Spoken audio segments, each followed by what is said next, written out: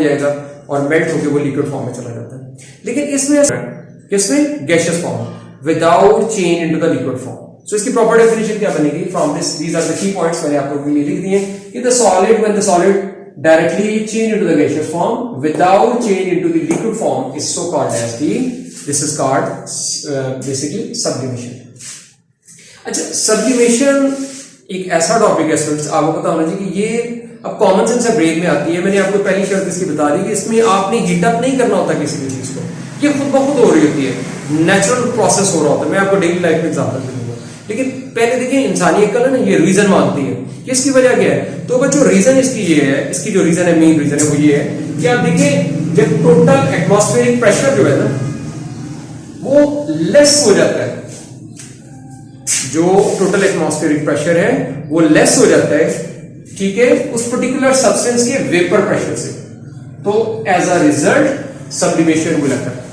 मैं फिर से रिपीट कर रहा हूं, जिसमें total pressure of atmosphere is less of that particular element, जैसे आयोडीन हो गया, जो टोटल एटमॉस्फेरिक प्रेशर है वो लेस हो जाता है। जब उसका टोटल एटमॉस्फेरिक प्रेशर लेस हो गया उसके वेपर प्रेशर से, तो एज अ रिजल्ट वो चीज, वो सॉलिड लिक्विड में चेंज नहीं होगा, वो किस में चेंज होगा? वो डायरेक्टली गैसियस फॉर्म में चला देगा, ठीक है। तो जब गैसियस फॉर्म में चला जाएगा, this process is so called as sublimation. मैं फिर से रिपीट कर रहा हूं डेफिनेशन, देखिए the change of solid directly into the gaseous form without change into the liquid state. वो लिक्विड स्टेट में नहीं जा रहा, सॉलिड डायरेक्टली चेंज हो रहा है गैसियस स्टेट में और लिक्विड स्टेट में मूव नहीं करता। ये उसकी आपने रीजन देखी कि जो टोटल प्रेशर होता है एटमॉस्फेयर का वो लेस हो जाता है वेपर प्रेशर के of the substance.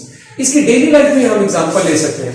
Daily life में अगर आप देखें तो सबसे पहले नेफ्थलीन जो है ये कॉमनली यूज्ड है, इसे हम मॉथ बॉल्स वगैरह में, जो गोलियां वगैरह होती हैं मॉथ बॉल्स, इसमें हम यूज करते हैं। ये मॉथ बॉल अक्सर आप देखें जब हम इसको यूज करते हैं तो ये कभी भी आपको लिक्विड फॉर्म में चेंज नजर नहीं आ रही। आप जब भी मॉथ बॉल को यूज करते हैं, गोलियां से होती हैं, आप इसको डालते हैं तो उसके बाद ये ऐसा सा वेपराइज करना शुरू कर देती है, ठीक है, यानी गैसियस फॉर्म में चेंज होना शुरू हो जाती है। तो एक तो इसकी डेली लाइफ से एग्जांपल है मॉथ बॉल्स की। The second example, elements of the iodine and arsenic. Iodine के जो क्रिस्टल्स होते हैं उनको एक स्पेसिफाइड टेम्परेचर मिल जाए, एक खास स्पेसिफाइड कंडीशन मिल जाए, तो जो आयोडीन है और आर्सेनिक है ये भी सब्लिमेट होना शुरू हो जाते हैं। तो ये 2 एग्जांपल हो गई, ठीक है। The third example is the ice. Ice होती है, अक्सर आपने देखा होगा, आइस सब्लिमेट करती है। कब सब्लिमेट करती है? When the sun is out, जब सूरज नहीं निकला होता, यानी सूरज मतलब बादलों के मतलब साइड पे छुप गया है, सूरज आउट है, सन आउट है, तो ये सब्लिमेशन का प्रोसेस उसमें होना शुरू हो जाता है, बिकॉज टेम्परेचर जो होता है वो थोड़ा सा कोल्ड हो रहा था। लेकिन रीजन क्या होती है?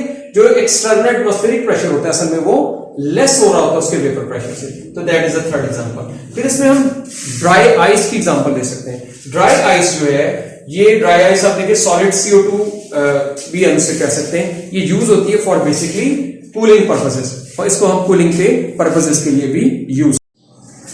अच्छा फ्रेंड्स, जब हमने सब्लिमेशन पढ़ा है तो सब्लिमेशन के साथ जो 3 मार्क्स और क्वेश्चन आता है वो होता है डिस्टिलेशन। अच्छा, डिस्टिलेशन में इसकी जो डेफिनेशन है, ठीक है, वो आती है और प्लस इसकी डायग्राम में ड्रा करनी होती है। तो मैं पहले आपको इसका कॉन्सेप्ट देता हूँ ताकि डेफिनेशन मोस्टली होती है स्टूडेंट्स याद करते हैं और याद करते वक्त वो फॉर द टाइम बिंग उनको याद रहती है, उसके बाद वो भूल जाते हैं। तो मेरी कोशिश होती है कि आपको आपके सिंपल वर्ड्स में डेफिनेशन याद करें। तो सिंपल वर्ड में देखिए, सबसे पहले the action of purifying a liquid, ठीक है, by a process of heating and cooling. तो आपने करना क्या है कि एक लिक्विड को आप बेसिकली प्यूरिफाई करेंगे। यानी डिस्टिलेशन का जो मेन मकसद होता है, जो मेन पर्पस होता है, जो मेन ऑब्जेक्टिव होता है, वो ये होता है कि किसी भी लिक्विड को हम इम्प्योर से प्योर फॉर्म में उसको चेंज कर देते हैं। यानी दूसरे लफ्जों में कह रहे हैं कि डिस्टिलेशन का मेन ऑब्जेक्टिव होता है कि आपके पास लिक्विड में मुख्तलिफ किस्म की इम्प्योरिटीज मिक्स है and you want to just make it purify, आप उसको सेपरेट करना चाह रहे हो, ठीक है। तो इसमें देखिए प्रोसेस क्या है, action of purifying a liquid bye a process of heating. आपने हीट करना है, हीट के प्रोसेस से आप उस लिक्विड को प्योरिफाई करना है। अच्छा, जब वो आप उसको हीट करते हो उस लिक्विड को, ठीक है, तो वेपराइज तो वो होगी। अब वो जो वेपर्स होंगे उनको आपने फिर से कूल कर लेना है एंड कूल देम प्रॉपरली, ठीक है। कूल करके आपको वो जो भी एक वेपर्स होंगे उनको कूल करेंगे, वो सेपरेट हो जाएंगे। तो ये एक सिंपल कॉन्सेप्ट है इसका। फिर प्रॉपर डेफिनेशन को डिस्कस करते हैं। मैं फिर से रिपीट कर रहा हूं, what we are doing, the action of purifying a liquid. Action है लिक्विड को प्यूरिफाई करने का, by a process of heating and cooling. Heating भी कर रहे हैं, कूलिंग भी कर रहे हैं, लेकिन हीटिंग के साथ साथ मैं एक वर्ड और ऐड कर रहा हूं कि आप जब हीटिंग करते हैं तो वेपराइज होगा और उन वेपर्स को आपको कूलिंग करना है और फिर से एक सेपरेट कंटेनर में आप उसको सेपरेट कर लेना है, हासिल कर लेना है। तो इन शॉर्ट ये हुआ कि डिस्टिलेशन में हम दो तरह के लिक्विड्स को सेपरेट करने के लिए डिस्टिलेशन टेक्निक करते हैं। प्रॉपर डेफिनेशन की तरफ आते हैं। The process in which liquid is heated, the process in which liquid is heated, एक ऐसा प्रोसेस होता है जिसमें लिक्विड को हीट किया जाता है। मैं ऐसे करता हूं, आपको डेफिनेशन साथ साथ जो डायग्राम बनाई हुई है ना, आपको डायग्राम भी याद करा तो उसके साथ थोड़ा सा मैं कोरिलेट करता जाता हूं। आप ये देखें, ये एक लिक्विड है, ठीक है, इस लिक्विड को हम क्या कर रहे हैं, हीटअप कर रहे हैं। तो यहां से डेफिनेशन को दोबारा इसके साथ कंसर्न करूं, the process in which liquid is heated, ये वो लिक्विड है, इम्प्योर वाटर है, ठीक है, इसको हम हीट कर रहे हैं। Liquid is heated to vaporise it. आप ये देखें, ये जो मैंने ये छोटी छोटी आपको ये दिखाई, ये इसके वेपर्स है। तो the process in which liquid is heated, ठीक है, एंड दैट इज वेपराइज, और ये वेपराइज हो रहा है। अब जब ये वेपराइज हो रहा है तो ये जो वेपर्स होंगे बच्चों, ये किधर जाएंगे, ये वेपर्स छोटे छोटे वाटर वेपर्स की सूरत में हमारे पास इस साइड पे आना शुरू हो जाएंगे, जो कि इसके साथ अटैचमेंट है, ठीक है। और इसको अच्छा, to vapours vaporise it and the vapours are cooled to condense them back, ठीक है, and to the liquid into a different container।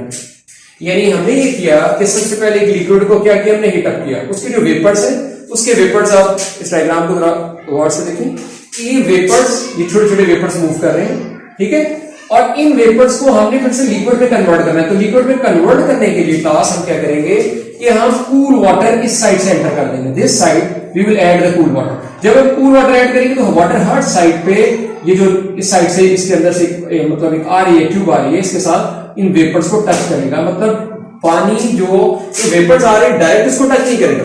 जैसे देखिए, ये मार्कर है, इसके अंदर से वाटर वेपर्स गुजर रहे हैं, और जो कूल वाटर है इसकी आउटर वॉल को टच करेगा। जब वो इसकी आउटर वॉल को टच करेगा तो ये जो वेपर्स होंगे ये क्या होना शुरू हो जाएंगे, लिक्विड बनना शुरू हो जाएगा, और लिक्विड बन के सेपरेटली हम इसको डिस्टिल वाटर की सूरत में, या जो भी आप इसको रिसीव करें हम इसको रिसीव कर लेंगे। तो देखिए प्रोसेस क्या हुआ, फर्स्ट ऑफ ऑल आपने इसको हीट किया, हीट करने से बने वेपर्स, और वेपर्स बनने के बाद आपने इन वेपर्स को फिर से कूल किया और इस लिक्विड को सेपरेटली एक डिफरेंट कंटेनर में हासिल कर लिया। This is the overall process for the distillation. Don't forget, यहां पे हमने टेम्परेचर भी लिखा होता है। टेम्परेचर रखने का फायदा ये होता है कि हमें इसका बॉइलिंग पॉइंट पता चल रहा होता है। जैसे सपोज मेरे पास दो लिक्विड्स है, मिक्स है, I have water and I also have a alcohol. अब alcohol water दोनों मिक्स है। I just want to get rid of from the alcohol from the water। तो मैं क्या करूंगा, आपको पता है कि alcohol का जो बेसिकली बॉइलिंग पॉइंट होता है वो जल्दी आ जाता है वाटर से। तो जब हम इसको हीट करेंगे तो शुरू में जो आपके पास ये जो वेपर्स नजर आएंगे वो किसके होंगे, अल्कोहल के होंगे। तो ये अल्कोहल एक स्पेसिफिक, यहां से मैं टेम्परेचर भी बता रहा होगा, तो इस तरह से अल्कोहल को सेपरेट कर देंगे। और उसके बाद फिर हम सपोज वाटर के अंदर इसको वाटर को वेपराइज करके डिस्टिल वाटर की सूरत में सेपरेट कर लेंगे, ठीक है। तो ये एक ऐसा प्रोसेस होता है जिसमें हमने लिक्विड को क्या करना होता है, लिक्विड को हमने हीट करना होता है, और हीट करने से जब लिक्विड वेपराइज होता है तो उन वेपर्स को हम वापस कूल करते हैं कंडेंसर के साथ, और कूल करने के बाद उसको डिफरेंट कंटेनर में हासिल कर लिया जाता है। मैं एक दफा डेफिनेशन को फिर आपके लिए, ताकि आपको प्रॉपर याद हो जाए। The process in which the liquid is heated, the process in which liquid is heated and liquid is heated basically to vaporize it। ये vaporize बनेगा, vapor होगा, and the vapors are cooled then, ठीक है, vapors are cooled to condense them back into the liquid in a different container, and this is so called as definition। इसको आसान लफ्जों में मैं फिर से एक दफा रिपीट आपको करवा रहा हूं कि आपने सबसे पहले एक लिक्विड लिया, इसको हीटअप किया, उसके वेपर्स बने, वेपर्स को कूल करने के लिए आपने इसके कंडेंसर से गुजारा, कूल वाटर ने इसकी आउटर वॉल को टच किया। डोंट फॉरगेट कि ये वाटर इसके अंदर मिक्सअप नहीं हो रहा क्लास, ये वेपर्स आ रहे, वेपर की जो आउटर वॉल है जिसके अंदर से वेपर गुजर उसको वाटर टच कर रहा है, उसको कूल कर रहा है। तो इस तरह से वो दोबारा से लिक्विड बन के सेपरेट हासिल हो जाएगा। अच्छा, एक फिर आपके ब्रेन में एक और क्वेश्चन आ रहा होगा कि डिस्टिलेशन का प्रोसेस यूज कहां पे होता है। डिस्टिलेशन के प्रोसेस के लिए जो कॉमन एग्जांपल है हमारे सामने वो गैसोलीन है, ये पेट्रोल वगैरह इसकी जितनी भी फ्रैक्शंस होती हैं, ठीक है, गैसोलीन है, फिर इसके अलावा जनाब हमारे पास डिस्टिलेशन ऑफ वाटर है, वाटर को हम डिस्टिल करते हैं। जैसे हम आपने अक्सर देखो डिस्टिल वाटर किस में यूज होता है, ये इंजेक्शंस वगैरह उसमें डिस्टिल वाटर यूज होता है। अब वाटर के अंदर तो बेशुमार इंप्योरिटीज है, तो उनको रिमूव करने के लिए ये जितनी भी इंप्योरिटीज होती है उनको रिमूव करने के लिए हम वाटर को प्योर फॉर्म में डिस्टिल करते हैं, और जितनी भी इंप्योरिटीज वो इस साइड पे रह जाती है और यहाँ से स्टीम को फिर कूल डाउन बैक कर दिया जाता है, और ये हमें डिस्टिल वाटर हासिल होता है। तो सेकंड एग्जांपल। फिर इसके अलावा हम अल्कोहल को डिस्टिलेशन कर सकते हैं, इसके अलावा पैराफिन्स को कर सकते हैं, और स्टूडेंट्स केरोसिन ऑयल को भी हम डिस्टिल कर सकते हैं। ये तो इसकी एक बेसिक कॉन्सेप्ट है। 9th ग्रेड में हमें इतना मटेरियल बेसिकली चाहिए होता है। हमें क्या चाहिए होता है कि हमें डिस्टिलेशन की डेफिनेशन चाहिए होती है, कॉन्सेप्ट इसका मोस्टली नहीं पूछा जाता, लेकिन मैंने आपको इसकी रीजन बताई डिस्टिलेशन का प्रोसेस, ठीक है, और साथ इसकी डायग्राम आपने याद कर लेंगे। अच्छा, डिस्टिलेशन की जो टाइप्स हैं, ठीक है, इसको अगर हम हायर क्लासेस में जाएं, मतलब लेकिन मैं चाहता हूं कि मैं अपनी क्लास में अक्सर बच्चों के साथ नॉलेज शेयर कर रहा होता हूं, तो मैं ये चाहता हूं कि डिस्टिलेशन की थोड़ी सी टाइप्स आपके साथ डिस्कस कर दी जाए ताकि आपका नॉलेज थोड़ा सा और अपडेट हो जाए, ठीक है। तो मैं अभी इसकी टाइप्स आपके साथ अच्छा स्टूडेंट्स, देन मैंने आपको कहा कि मैं आपको ना टाइप्स भी बताता हूँ डिस्टिलेशन की for your knowledge point of view. और अगर आप इसको सपोज क्वेश्चन आ जाता है what is distillation, right the main types of distillation, ठीक है, तो आप इसको 4-5 मार्क्स के जो क्वेश्चन है वो कवर कर सकते हैं। डोंट फॉरगेट कि डिस्टिलेशन के कुछ ऐसे टॉपिक्स हैं जो क्लास 10th ग्रेड की बुक में केमिस्ट्री में, जैसे डिस्ट्रक्टिव डिस्टिलेशन है, फ्रैक्शनल डिस्टिलेशन है, तो ये टॉपिक आपको आएंगे जरूर। तो मैं ये चाहता हूँ 9th क्लास में आप इस काबिल हो जाए, जब आप 10th में जाए तो आप अननोन ना हो इन टॉपिक से, ठीक है। अच्छा देखिए, डिस्टिलेशन की टाइप्स है, सबसे पहले हमारे सामने जो आ रही है वो है सिंपल डिस्टिलेशन। सिंपल डिस्टिलेशन को सिंपल डिस्टिलेशन इसलिए कहते हैं कि इसमें हमने चेंज जो है वो मोस्टली जो वोलेटाइल कंपोनेंट्स होते हैं इनको वेपर फॉर्म में चेंज करना होता है। और जब हमने वेपर फॉर्म यानी सिंपल वोलेटाइल जो कंपोनेंट्स हैं, ठीक है, उनको हमने वेपर फॉर्म में चेंज किया, कॉन्सेप्ट वही है। और वेपर्स को फिर हमने कूल बैक करके इनके इसको आपने लिक्विड फॉर्म में ले आना है। जिन चीजों में हम सिंपल डिस्टिलेशन यूज करते हैं उनमें बॉइलिंग पॉइंट होते हैं इनके, वो असल में डिफरेंट होते हैं, ठीक है। तो ये होगी सिंपल डिस्टिलेशन, यानी the change of liquid when mostly the volatile components will change them into the vapours and vapour will just cool back them into the liquid, and normally they have the boiling points are comparatively different, इनके जो boiling point है वो different होते हैं। Steam distillation दूसरी type है simple distillation के बाद। स्टीम डिस्टिलेशन नेम से पता चल रहा है स्टीम का एडिशन होना, यानी इस किस्म में हम स्टीम को ऐड कर देते हैं उस पर्टिकुलर मिक्सचर में। अब जब स्टीम उस पर्टिकुलर मिक्सचर में ऐड की जाती है तो वो जो मिक्सचर होता है वो वेपराइज होना शुरू हो जाता है because of the high temperature. तो जब वो वेपराइज होता है तो फिर हम उस वेपर्स को दोबारा से क्या करते हैं, उसको कूल डाउन बैक करते हैं और इसी तरह से उसको एक सेपरेट फॉर्म में हासिल कर लेते हैं। तो इस तरह से हम ये कह सकते हैं बेसिकली कि this is the second stage which is called steam distillation. तो steam distillation name indicate steam distillation में हमने स्टीम को मेन कॉन्स्टिट्यूएंट के तौर पे यूज करना होता है ताकि उस मिक्सचर के अंदर स्टीम ऐड हो जाए, और स्टीम जब ऐड होगी तो वो वेपराइज होगा, और वेपराइज होने के बाद हम उसको वापस उसके लिक्विड फॉर्म में चेंज कर देते हैं। The third one is fractional distillation. Class fractional distillation का जो वर्ड है आपने मैट्रिक क्लास में भी पढ़ा, तो उसको बहुत गौर से सुनिएगा। फ्रैक्शनल डिस्टिलेशन नेम से इंडिकेट हो रहा है फ्रैक्शंस। फ्रैक्शंस यानी when the boiling point of the fractions are mostly close to each other.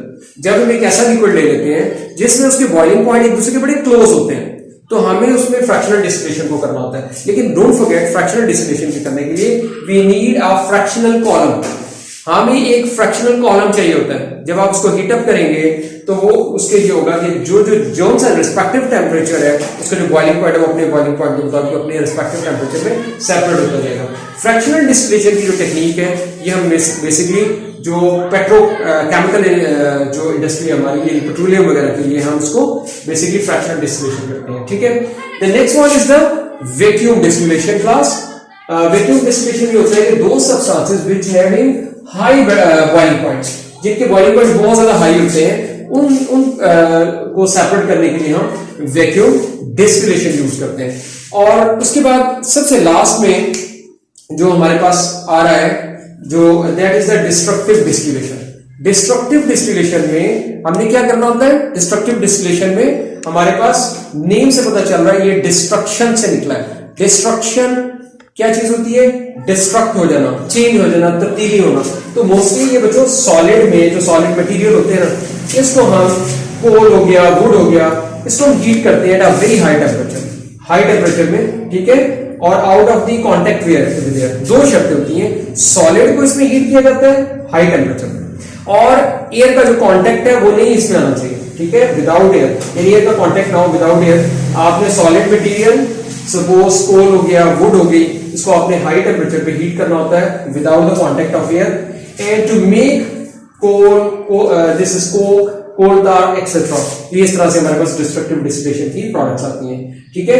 नाम्स को हम डिस्ट्रक्टिव डिस्टिलेशन क्यों कहते हैं? The reason for this is name for destructive distillation is that कि जो प्रोडक्ट आप हासिल कर रहे होते हो, जिस चीज से आपने हासिल की होती है, वो केमिकली उससे थोड़ा डिफरेंट होती है, उसकी प्रोडक्ट थोड़ी डिफरेंट होती है, ठीक है। जैसे देखिए ना, कोल से आपने कोल तार हासिल किया, आपने कोक हासिल किया, तो वो प्रोडक्ट केमिकली थोड़ी सी डिफरेंट होती है उससे, सो दैट इज व्हाई हम उसको कह सकते हैं डिस्ट्रक्टिव डिस्टिलेशन। डिस्ट्रक्टिव डिस्टिलेशन की टेक्निक भी आपने क्लास मैट्रिक की बुक में दोबारा से पढ़नी है, ठीक है। तो ये आज का टॉपिक था, होप सो ये टॉपिक आपको इजी लगा होगा क्लास, और इस टॉपिक से रिलेटिंग आप मुझे फीडबैक भी दीजिएगा और मुझे बताइएगा कि टॉपिक आपका कैसा हुआ। मैं फिर से रिपीट कर रहा हूं, हमने सब्लिमेशन पढ़ा, सब्लिमेशन का प्रोसेस की रीजंस पढ़ी, फिर हमने उसके बाद डिस्टिलेशन पढ़ी, डिस्टिलेशन की डायग्राम पढ़ी और डिस्टिलेशन की टाइप्स पढ़ी, ठीक है, और इसको डेली लाइफ में इसकी एग्जाम्पल भी मैंने आपके लिए, ठीक है। और बस आज के लिए इतना लेक्चर काफी है, इंशाल्लाह फिर नेक्स्ट वीडियो में बनाऊंगा आपकी नए लेक्चर के साथ, ठीक है। Okay class, best.